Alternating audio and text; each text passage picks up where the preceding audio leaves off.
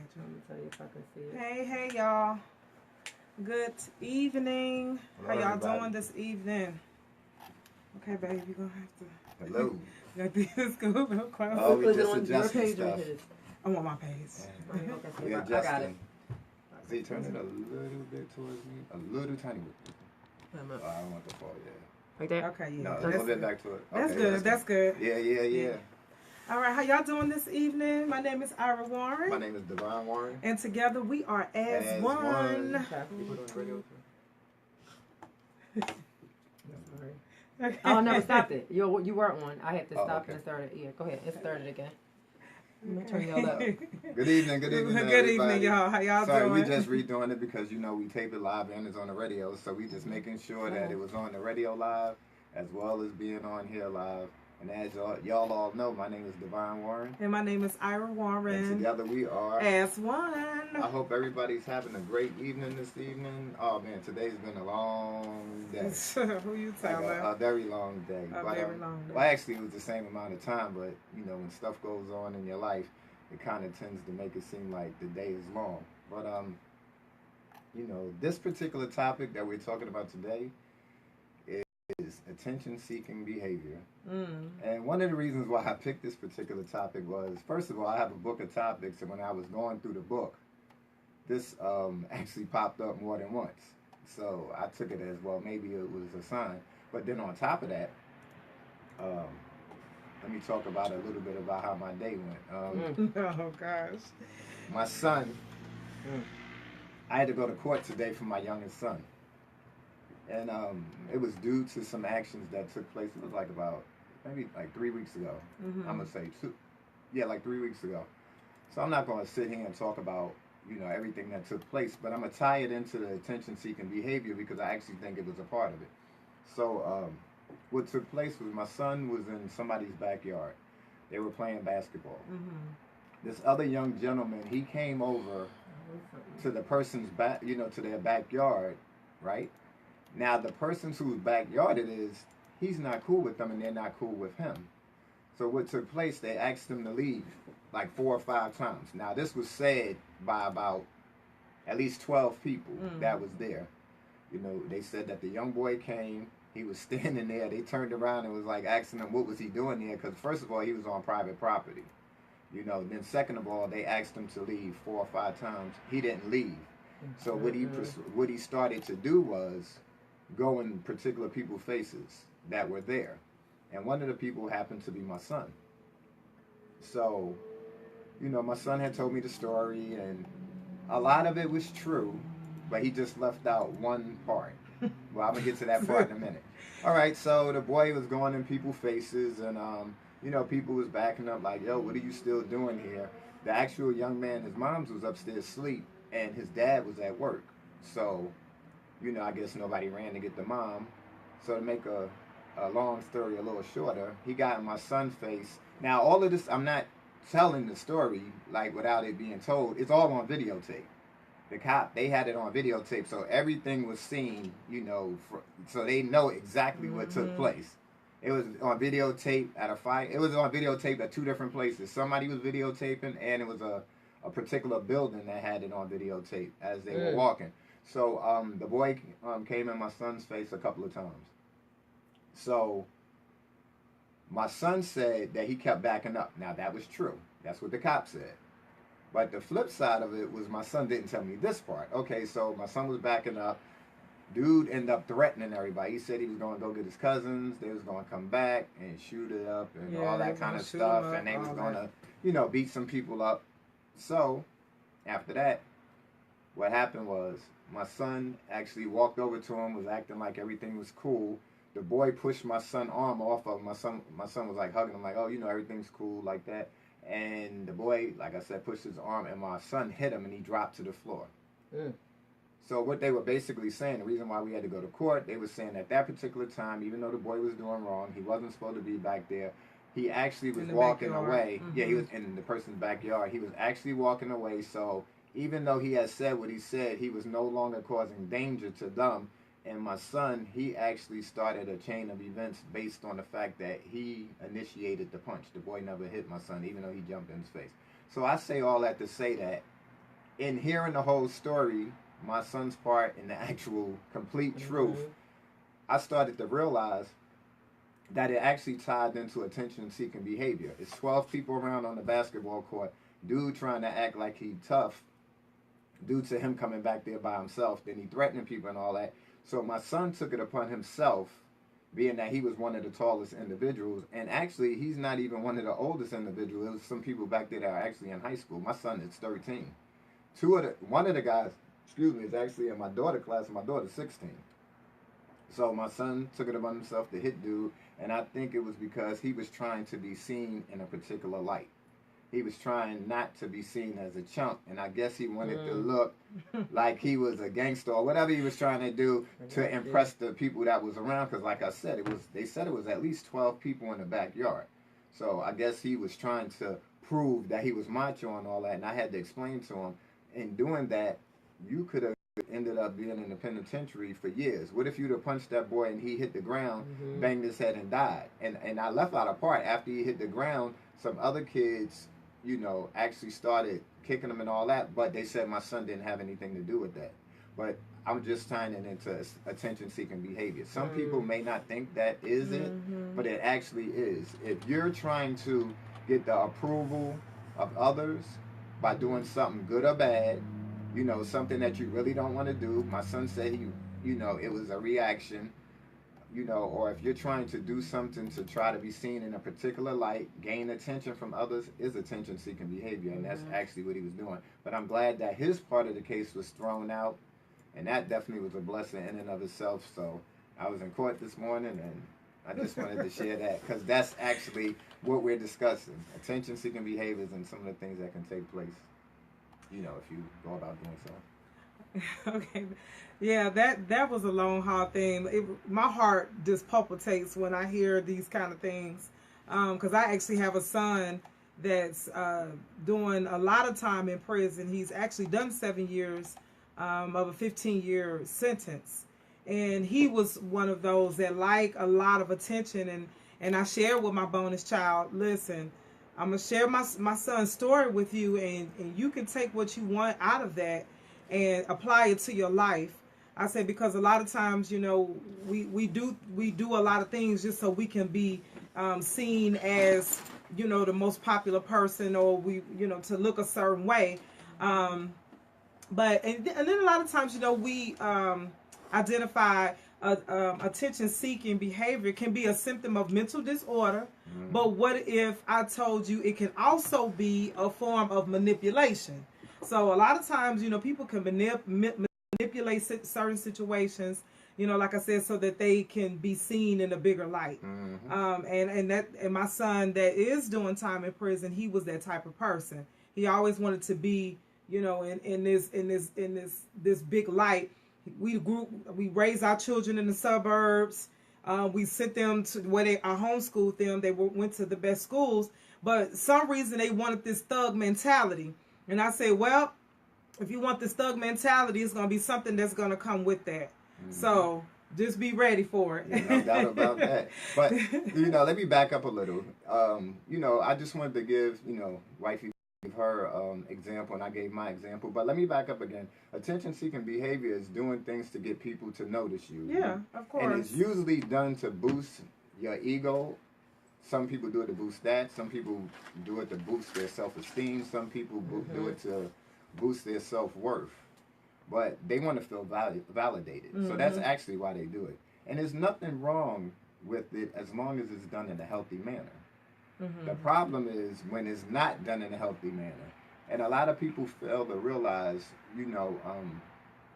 if you do any research or you read books or anything in regards to this subject, you start to notice that this really comes into play in childhood. And I could remember back how certain things, like my kids, I got 3 kids, and I remember back how they used to throw tantrums, or like throwing bottles or toys or something to get noticed. Or if you tell them something, they would do different things, different actions they would do just to try to get your attention. Or if it seemed like I wasn't paying them enough attention, like my daughter, for instance, if I would be in the room with her and I tell her to lay down, now this was back in the days, and I tell her to lay down, and I would be watching TV, and then she'd be jumping up and down in the crib. And then if that don't get my attention, I'd be looking at her out the side of my eye. She'd be like waving her arms. All of this, it started to take place as a young child that I began to notice that. Now she kind of grew out of it towards me. Let me just say that. But as a child, I can remember that. I remember my daughter used to throw toys at me. Her and my son, just trying to do anything to get my attention. So like I said, there's nothing wrong There's nothing wrong with it if it's done in a healthy manner. Another thing that takes place when people are abused, because I'm thinking, because I have so much stuff running through my mind. Like, my mind has been all over the place today. When people are abused, this can definitely show up a lot in their lives because, they may not have been getting attention when they were younger. These behaviors start to come out because of fear, and a lack of self-worth.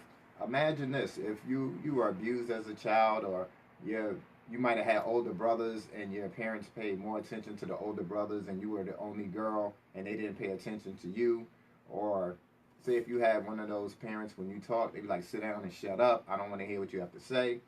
If you have one of those parents who, like, say they would just come home from work, you'd be there, they would cook you something to eat and didn't say anything, those behaviors can start to pop up as an adult or a teen, because it's a learned behavior because of you trying to do something in particular and they didn't acknowledge you in the way that you wanted to be acknowledged. You feel as though you were overseen, or maybe not even seen at all, and then these behaviors start to come into place that you start to reach out in different ways, using different vehicles so that you can gain attention from others so that you can feel better about yourself. They call this type of behavior historical behavior. Like, they're loud, they're cursing you out. That's a way to get attention, even though it's directed towards you. It's a way for them to get attention. Because I was in the store today with my little girl Jenna, and it was a lady in there with her son, and he said, "Mom, please, can I get the box of cereal? It's on sale." And she was cussing this baby out. Like, I mean, she used some really, really harsh words towards this 7-year-old boy. And I said, wow, that's part of historical behavior. I mean, just all loud and agitated, and the tone is loud. She didn't even care who was looking at her. So obviously it was some things that was going on, with her, because she kept saying, like, I told you when we walked in here, don't ask for nothing, don't touch nothing. I mean, and the baby just wanted a box of cereal. She could have just told him in love, son, it's not in the budget. Like I told you, I'm not coming in here to buy no cereal.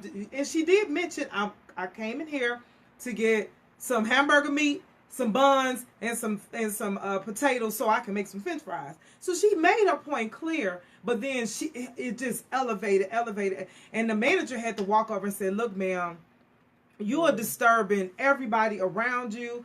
And then she lashed out at him. So I just looked at that it's something deeper with her than just her son asking for a box of cereal. So it was just some stuff that was, really, really deep with her. So you could tell, maybe she didn't get the attention that she wanted when she was a child. Maybe she got the wrong type of attention. Like my husband was saying, a lot of times people go through abusive situations and they lashed out. When I was abused, I lashed out. I always lashed out, but not in a way where it was a historic, like just being all crazy type of behavior. It was, I would lie, or I would fabricate or make up something, so that I could get the attention, from my mom or my dad.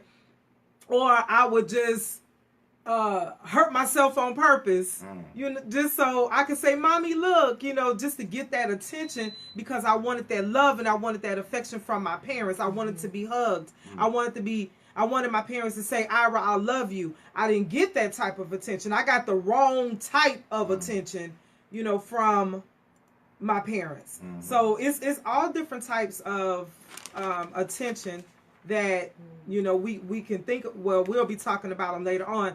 Another one is when one plays victim. This person suffers from a crime of terrible life events, but a person that uses the status of victimhood, that's what they call it, to elevate themselves above others. You know, always playing the victim. Woe is me. Oh God, you know, oh I was this, and, you know, and they want that sympathy. So they'll go to someone, but you know what happened to me? They just did, you know, and then you be like, really, for real?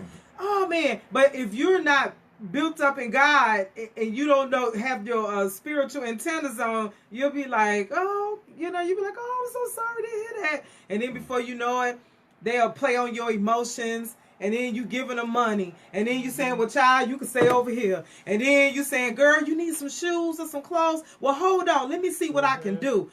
I know a lot of people just have big hearts. Everyone that's in my circle, we have a big heart. And I always hear these stories amongst my sisters, you know, how people come to them and try to play on, but we smart enough to know, listen, we know that this person have a victim mentality. And we just going to have to keep an eye on them. But at the same time, you have to let people know, look, I see you, but and try to get some help for them. And you know what Wifey was just talking about is funny, because sometimes when people who have been mistreated and stuff, like I was saying, like, you know, back in the days, if their parents didn't look at them or rub their back or any of that kind of stuff, they felt like they were being neglected in some kind of way, and then they run into people who give them that attention that they were seeking and crave. It becomes almost like a rush, and some people get addicted to that. Then they begin to chase that. You know, they begin to chase the things that make them feel better about themselves. They begin to chase the things that make them feel praised. So then they begin to crave it, and then that's when it becomes negative. They drain the life out of people. And it's like a high that doesn't last, so they continue to chase it. And there's a number of ways that you can see if somebody is exhibiting attention-seeking behavior. And I'm just, and it happens in kids, teens, adults, but I'm just going to tap into a couple of the ways that you can see, like teens, for instance. They'll act out in school. Some of them may be trying to buy their friends, dressing provocatively. A lot of social media stuff on that. Yeah, doing things for compliments. Some of them act needy, or they act like they lack the ability to do particular things so that they could get somebody to help them.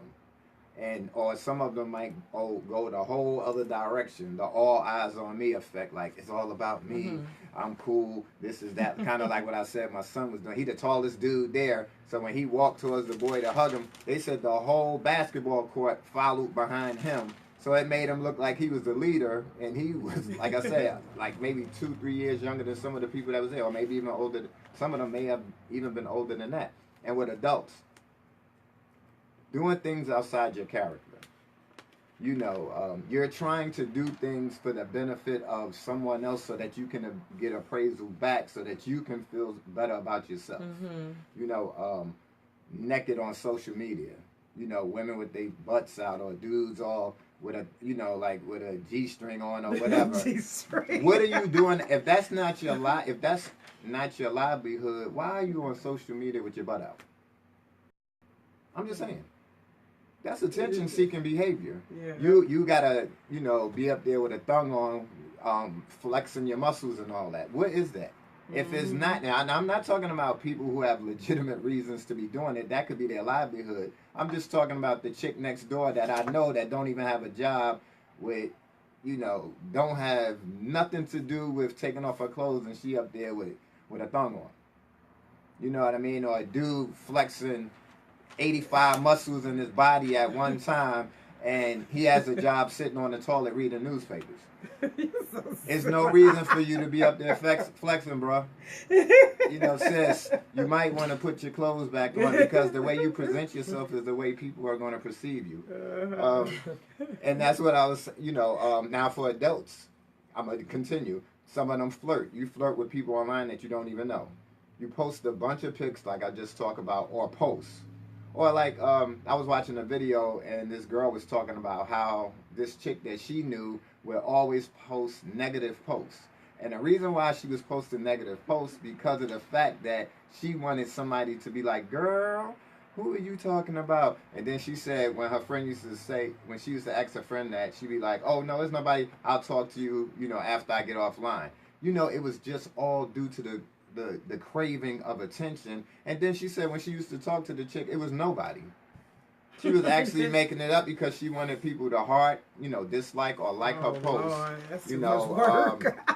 Or like Wifey was just saying, a lot of people seek sympathy, so they'll tell you all these sad stories about what's going on, what's not happening, and stuff like that. They don't never talk about the gratitude or good things. They want people to be like, oh wow, really, that happened to you? Woe is me. They stay in that kind of stage. Or a lot of men and women, they use sex as validation. They use physical contact with somebody, people that they don't even know, somebody they might have met in a club, somebody they might have met online, DM them, yo, come to my crib. Oh, it's like that? Yeah, it's like that. All right, I'm going to be there in a few minutes. Sexing a person that they may have only known for 10 minutes. And this is true stories. I know people who used to just go to the club, a dude could buy them buy them a drink or something at the bar, and they would roll out with them. Don't even know their name. So at the end of the day, you could actually be chasing an unmet need, and that unmet need may just be being valued. But you have to come to some kind of conclusion in your mind of what that need is. Try to maybe take an inventory and try to get to that. Because if not, if you're that kind of person and you're already compulsed and obsessed with trying to get those feelings back, coming back your way towards people, you're going to always continue to do that. Wow. I'm just doing a self-evaluation as we are talking about attention seeking. And I was thinking about the word attention. I said some people are really at 10 all day. They are 10 all day. And it's just like, what's the... I want to tell y'all this story. This actually happened the other day. A friend of mine, she inboxed me, and she said, Ira, she said, what is up with these church people? I said, girl, what you talking about? She was like, it seems like everybody is going live. Everybody got a word from the Lord. Everybody, I said, listen, it's just some people's ministries. Some people really, really, truly do have a word, to give the people of God. They really do. And she said, it's just, some of it just seemed like they want some attention or something. And I said, well, it could be. I said, now, granted, I was just going to say that we all want attention. So it's not like, somebody just sitting in the dark, like, okay, ain't nobody going to see me. I don't want no attention. I said, people, they do things because, like I say, it's either their ministry and what they want to do, or they just really need some attention. But I'm not going to just give you some attention, sis and bro, like that if I know your MO. Because some people MO is really to be seen. So sometimes it's better, sometimes it's better to be heard and not seen. Sometimes it's good to be seen and not heard. So I don't know. It's a lot with that. And what's funny, what Wifey just said, some people crave an audience, and this is the crazy thing, but they still fear what they are thinking at the same time. So people want that, yes, I got people to follow me and people are listening to me and all eyes on me, but at the same time, in the back of their mind, they're fearing, what are they thinking about me? And that just shows you the polar opposites of what can take place when you act out on this behavior. And it's funny, so even if you get people to value you, you still may be craving attention. It could get to that point that it's never enough. It's never enough. And for some people, the more they get, the more they crave it and the more they chase it. So you have to find and make yourself aware of the needs that aren't being met so that you can be able to get help for it. If you aren't able to pinpoint what it is that is making you act this particular way, for instance, it could be childhood issues. It mostly stems from that. If you can't pinpoint what it is, you'll probably always carry yourself in that way that you want somebody to give you attention, and then getting that, then you'll feel validated, and you should be able to feel validated on your own. But Wifey was talking about a couple of the behaviors, and I'm going to mention some as well. And I'm not sitting up here, and we're not claiming to be doctors. This is stuff that we find out doing our own research, watching videos, reading books, all kinds of stuff. So one of them is the histrionic personality disorder. Now, this particular person, they make every attempt to make themselves the focus of attention. So, you know, that dude, it might be at a party. Look, everybody drinking all calmly. He be the dude standing on the table, taking his shirt off, swinging his shirt in the air and all that. Yo, I'm here, I'm here. You know, all eyes on me. You know what I mean? Loud, obnoxious. Or he might be the one that just do stupid stuff for no reason. You know how you had that person in school. He'd be the one that just be joking in class and all that. Because he wants all the attention to come back towards him. And another thing that these type of people do, you know, the people who have this type of personality disorder, they use their sexuality to get attention. And I just talked about dude or the chick up there half naked and all that. They're using that to try to gain some type of fame, you know, and to have people look at them. And then another thing that they choose to do, they seem to flirt with a lot of people. And if you watch some of these people, you'll see little comments that they put on pictures, or they'll just be liking a whole, it might be a female like every dude picture on their list, or it might be a dude that's trying to holler at every chick that's up there, you know, so that's what they do. Then they have the borderline personality disorder. They are paranoid about how others think about them. You know, completely paranoid. Well, don't look at me. How you think this look? And somebody could be like, oh, the color blue looks good on you. No, I like green better. You know, it's always that self-doubt that they have within them. You know, they have fear of being abandoned. And like I said, that basically comes back from childhood. They could have had parents who wasn't there for them. They could have had parents that maybe put them up for adoption.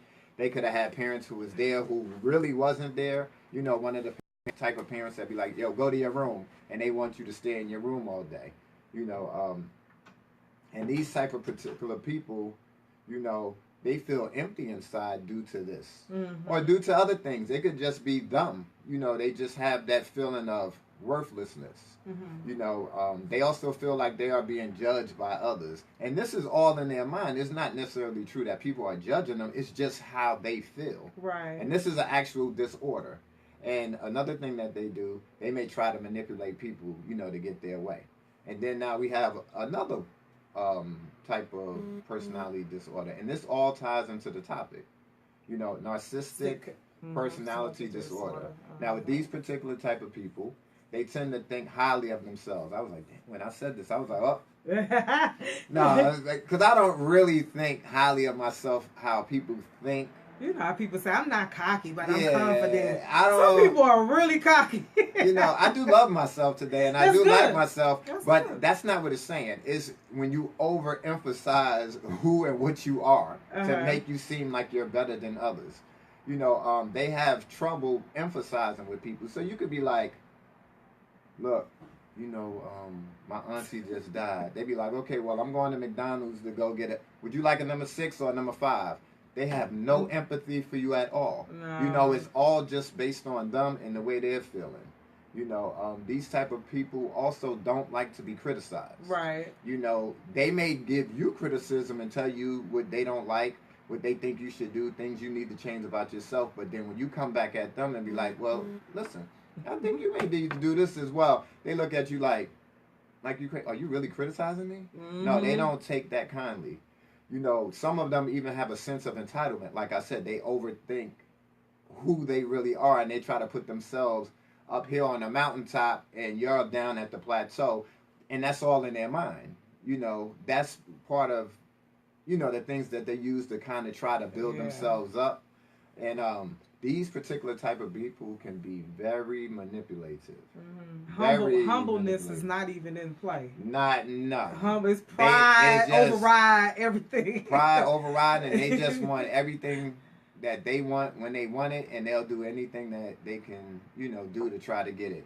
And they also seek admiration and compliments from people. So they're the type of person that they may sometimes even do things that they really don't want to do, but the reason why they're doing it because they want to get on your good side so that you can be like, oh, Johnny, you did this for me.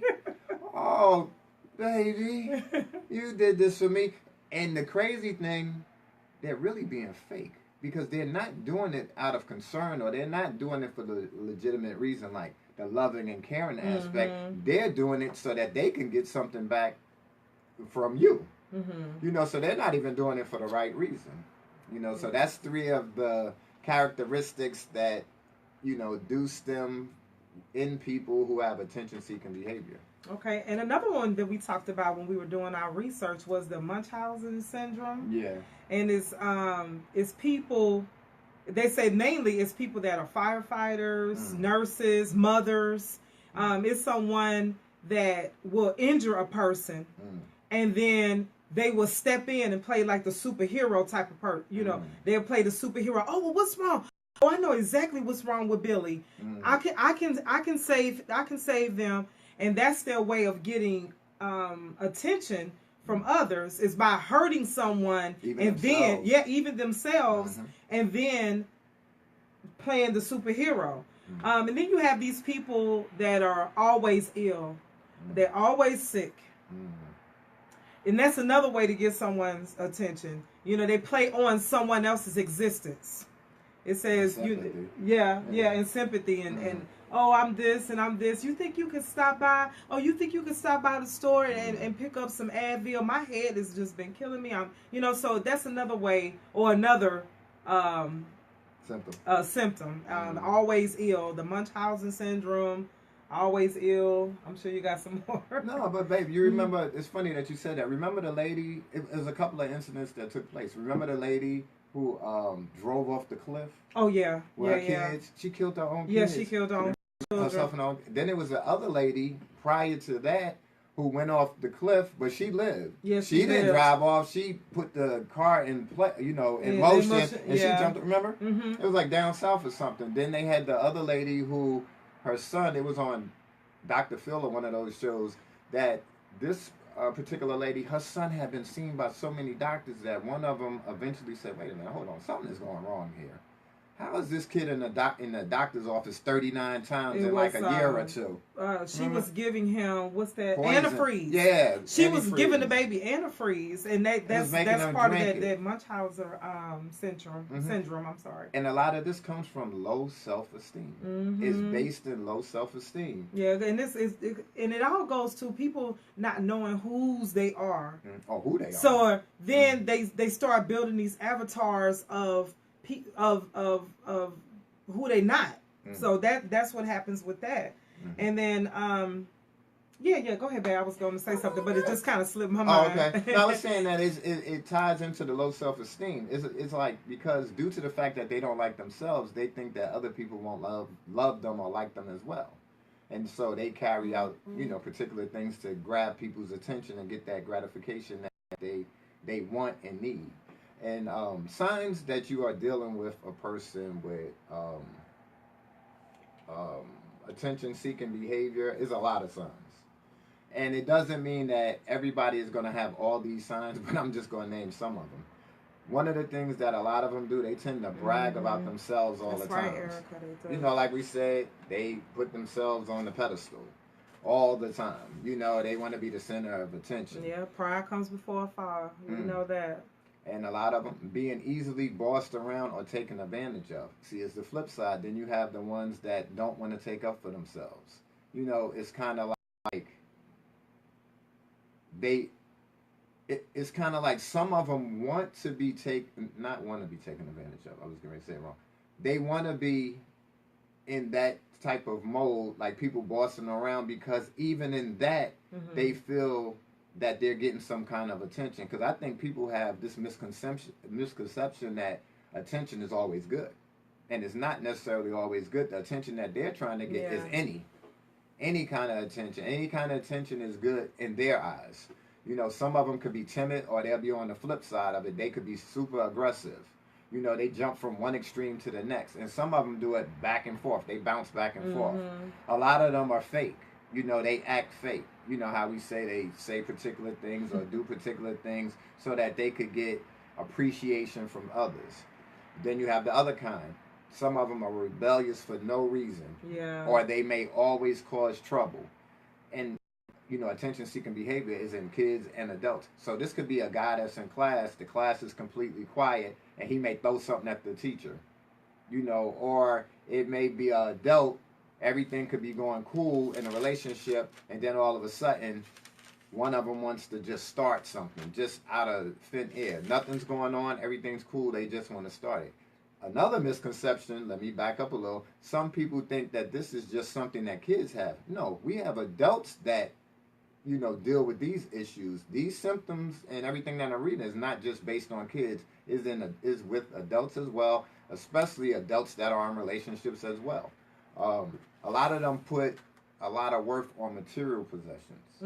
They don't value love, compassion, or empathy, or being sympathetic towards other, or rubbing their mate, or the time that they spend with each other. They rather drive their brand new car all day, even if they're in a relationship, and totally disregard their mate. They have a neglect to need help from others. Some people, they just want to do it all themselves. They feel like, okay, I don't need you. Oh, yeah. Like I said, it's funny because when I read some of these and when I was doing research, it's like it's almost like a ping pong ball. Some people, it bounces from one side of the table to the next side. So some people could be at one extreme, and the other person could be at the same extreme. It's not in the middle. Or on the other side. No level. Yeah, sometimes it's not balanced. It's not balanced. A lot of the times it's either one side or the next. They know everybody. That person that says, you could be like, Lucy Liu from Timbuktu. They be like, Lucy Liu? Oh, I remember Lucy Liu when I was 12. I hung out with Lucy Liu. Or you could be like, I just picked somebody, just for instance, I know Madonna. They be like, Madonna, the singer? Look, say names, I was holding on to her cape the last time she had a concert. It's everybody that people tend to say they want to make it seem like they're as important as they are. So if you say that you know somebody, they'll, latch on to it. They might not have never seen the person in their life, but they be like, you know what, I know them too. Or they're always playing the victim, like Dave said, or complaining. A lot of people that complain all the time, like Wifey said, and I said earlier, they try to do that to gain people's sympathy. So that is one of the main ones, because when I was doing my research, that popped up a lot. Playing the victim and complaining. Yeah, it sounds like a lot of I to me. And always telling you how good or exciting their life is. Like if you said you went to Aruba, they went to Aruba 15 times, they went to Saturn, bounced to the moon, and then they came back to Earth and was breakdancing on the sun last week. You silly. Look, everything. They always tell you how exciting it is. And in reality, the only person that they're probably, fooling is themselves, because a lot of the time when they be telling these people all this stuff, the people know that is not true. But to be honest, I don't even think some of these people even care if it's true or not. They just want that instant gratification, or somebody was to be like, really, girl, you did bouncing, you was breakdancing on the moon or the sun last week. They just want that feeling, that euphoria feeling, like, yeah, somebody believes me, somebody cares, and that all ties back into not loving or liking themselves. And a couple more, and I'm gonna bounce it right back to Wifey. They're extra on social media, like I was saying, the posts, the selfies, half naked, or every little thing they get, they want to tell the whole world, or they put a heart on everybody's picture because they want that attention to come back to them in some kind of way. Wifey said it's some of them fake illnesses, and it's funny, I know somebody who used to do that. She had an issue with her throat. This was when we was like teens and early teens. She had an issue with her throat. She had to go to the hospital to get an operation. It seemed like when that was happening, her pops wasn't around. Her mom, she lived with her moms, and it seemed like when it was happening, I'm just reflecting back, that when she was getting the operation, she couldn't talk for a while, and it seemed like her father was always around. Then come to find out, later on down the line, she started doing stuff, abusing herself. But nobody knew this till years later, until she was an adult, because she started to, talk about it and, let us know. She started doing stuff, making herself throw up and all that, and then the acid was burning into the cut where they operated on, and then it started making almost like an ulcer in her throat. So then she had to go back to the hospital, and her dad was staying around, and him and her mom wasn't even together. And I think she was doing it for the same thing.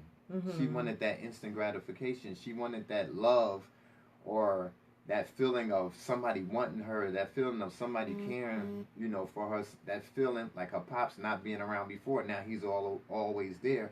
She wanted that feeling of him being always around, so she continued to do things like that.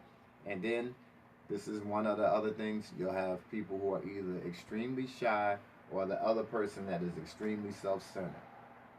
You know, it's either they're all the way over there or it's all the way over there. You know, so that's just some of the symptoms to let you know that you may be dealing with that type of individual. And I'm sorry for hogging up the time, baby. That's okay. And then also when I think about attention, we can reverse it and make it, how does God get our attention? Because a lot of times, I was reading something today about Jacob when he was after his brother. He didn't want his brother to come, come for him because he had took the birthright. And God had dislocated Jacob's hip. That was to get his attention. So a lot of times, God will get your attention by dislocating some stuff in your life so that your attention can be focused vertical rather horizontal. And I will say this, and I'm going to be honest. Some things happened today, and I was very horizontal, meaning I was in my flesh. I was focused on what was going on around me, the letter that was read to me, and all of that. But sometimes God will allow things to happen to get your attention. Like if he says, seek ye first the kingdom of God, Matthew 6:33, and his righteousness and everything else will be added unto you. He wants your attention on him. He wants you to stay vertical with him. So that's where your faith, your trust, your hope, your belief, and all of those things come in. Because we could be so, when all these things that we have mentioned, yes, it could be a mental disorder. It also could be manipulation. It could be a control of self, or oneself, and others.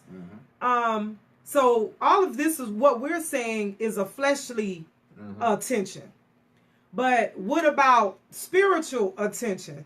When God is trying to get your attention and get you to focus on the things that he wants you to focus on and not everything else around you. I am one of those people. I hate to admit it, but I'm going to admit it. I am a worrywart. I do. Even I can quote scriptures all day long. I can tell you what Hebrews 11:1 say, faith is the substance of things hoped for and the evidence of things not seen. I should get out of this see it to believe it mentality, because God is the reverse. You can't see it, but you must believe it. And so God has a way of getting our attention in different ways. And so even though we know the medical things because we've done the research, like I said, we don't claim to be doctors or psychiatrists and all that. We're not claiming that. I'm just saying that this attention thing can be reversed. It can be reversed because if we get our minds right, it says in Hebrews 12:1, I beseech you, brethren, by the mercies of God, that you present your body as a living sacrifice, which is holy and acceptable, but be ye transformed by the renewing of your mind. So that helps you to focus your attention on the things of God.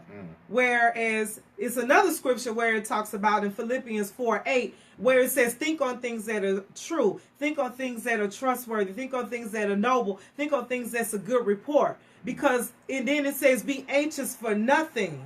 So it takes the attention off of you and your worries and what you feeling and what you're thinking about, and it puts the attention back on God so that he is able to do the thing that he said that he would do. So attention can be switched. Attention is not just, because it was a lot of attention seekers. If you read, in the Bible, you had Peter where, he told God, I won't deny you. I won't say this. I won't do that. He was so anxious. He was cutting soldiers' ears off and all kinds of stuff. He wanted that attention. He wanted to do things his way. He had a very, what they call it, a hype spirit. He just wanted things to be, focused on him. But like I said, attention can be switched around. And we have to ask ourselves, what is our attention? What is our intentions? If we want to take it, if we want to move it in that direction. But I just want to put that in there and just kind of give people another idea of what attention seeking is. Because if I want to to seek anything, I would seek the God of my understanding and have my attention turned towards him so that I can get direction and what it is that he wants me to do. Because if I am getting all the shine and all the glory, then am I the I am? I think not. Am I God? No, I'm not. Am I created in this image? Yes, I am. But I have to be careful where I place myself. That's true. Look, and wifey said a lot of things. That's ministry, That's ministry over there. Motivation. But this is the thing. Now I'm gonna tap into what she said. Like, to be honest, the way I learn the most from life is when I go through adversity and I get on the other side. Now I'm gonna tie it into what wifey was talking about. Now aligning yourself, right, with the God of your understanding. Ego, pride, all the way keeping yourself contaminated with just yourself will edge God out, which is ego, edging God out.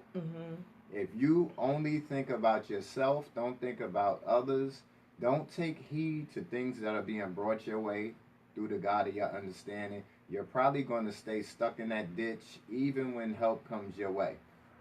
Like I said, I'm one of them people that I learned through things being taken away from me or me going through situations that I may not like. When I get on the other side, I'm able to see that the God of my understanding was always there. I might have been the one who deviated from the direction that I was supposed to go. And then, let me take it one step further. Sometimes I don't even have to deviate from the direction that I was trying to go. God may move things out of the way so that I can see things clearly. Because if I continue to see things in a particular way that I want to see them, and everything seems to be cool and everything is flowing in the direction that I want it to go, God may be placing something else so that he wants me to go in another direction, but being that I'm so cool and caught up in where I'm at that particular time, I will overlook that. And then I'll be the one to complain later on down the line, why didn't I get my blessing when my blessing was right there? But if I would have reconnected my mental, and I would have reconnected my inner self to my inner self, because God resides within us. If I would have reconnected and really truly listened to that inner voice that said, listen, dude, you need to do this. You need not to do that. You need to go this particular way. If I don't listen to that, it's no way that I should be able to complain when things don't go my way. And like I said, God will remove some stuff even when stuff is cool, because he's trying to get your attention to let you know that maybe that's not the direction you need to go, even if it's cool. So I just want to say that real quick. Because attention, when you think about attention, that means come to a halt. That means just stop what you're doing and hear what's being said. Thank you, God. I wasn't even gonna say that, but that's what came to my heart and my mind, is when you think about attention, you come to a halt. But in reverse, when we think about a natural mindset, attention is exactly what they're needing. Attention. Yes, or craving. So I'm looking at attention as in, I need to come to a halt. I need to center myself, align myself with the God of my understanding, and become vertical. Because that's really where I am. I could care less about trying to get some attention from somebody. I can get that from God and my husband. All right, then. I got some attention. But, you so silly. But that's what it means to me, is to come to a halt and get myself centered. And I'm glad Babe hit it on a spiritual note. And like I said, I like the way she, summed it up. Because when you say attention, like if you was in the army, you say attention, it means come to a halt, come to a level of awareness that something is getting ready to be told, or something is getting ready to be done for you. Right. But if you flip it the other way and you crave attention, you push the God of your understanding out the way, and you start to become completely self-centered. So in reality, are you really loving and liking yourself if you're removing God out the situation? And even if you do think that you're loving and liking yourself, but you're pushing God out the way, what are you really getting out the deal for real? You know, you're just letting your ego manifest in other aspects of your life, and you're just craving to have that, continue to be rubbed or whatever you want it to be, and you're edging God out. You're only thinking about yourself. But let me go into this. Ways that you can help people who are doing this. You know, get more God-centered and less self-centered. Mm-hmm. That's one of the ways. Or give them positive attention. If you give them positive attention, that could probably fill in the void that they're feeling. You know, and that could go for your mate. That could go for kids. Yeah, positive attention is good. Positive reinforcements. Mm-hmm. You know, you give them that. Or discuss the issue with them and how they can help or how they can get help. At the end of the day, you have to try to get to the root of the issue. Mm-hmm. And the way you can do that is by doing a self-inventory. You know, your assets, your liabilities.